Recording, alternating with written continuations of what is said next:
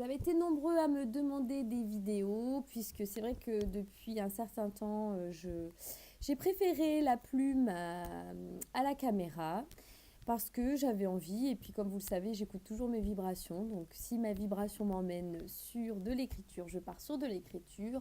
Sauf que là, vous avez quand même été plusieurs à me dire, mais Elvina, on ne te voit plus derrière la caméra. Donc je reviens et en plus c'est la meilleure période pour cela puisque nous abordons 2018 et l'année dernière j'avais fait une série de vidéos, je vous encourage vivement à aller les regarder puisque c'était sur comment établir au mieux ses objectifs pour pouvoir les réaliser au cours de l'année.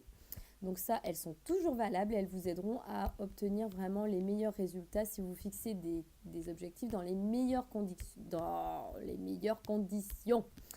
Je garderai le bafouement parce que je trouve que la spontanéité, c'est quand même le mieux dans les vidéos.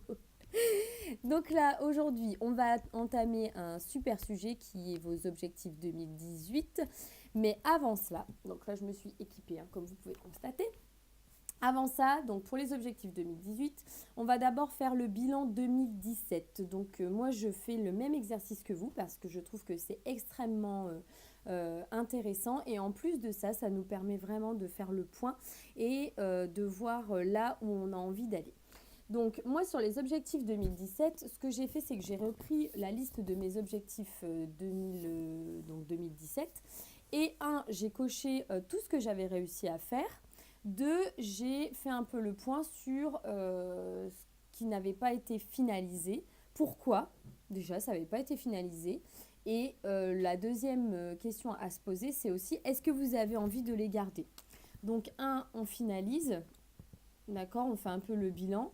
Et deux, ce qu'on fait, c'est, est-ce que on les garde ou pas pour l'année qui suit? Est-ce qu'on les garde? Hop.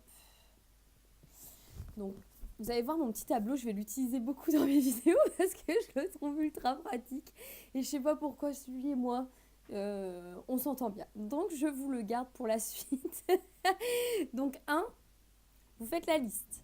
2, ce que vous faites, c'est savoir est-ce que les objectifs ont été atteints ou pas. Et 3, est-ce que vous voulez les garder pour cette année et on verra ce que l'on en fait. Bon. Sur la première étape, je pense que c'est bon.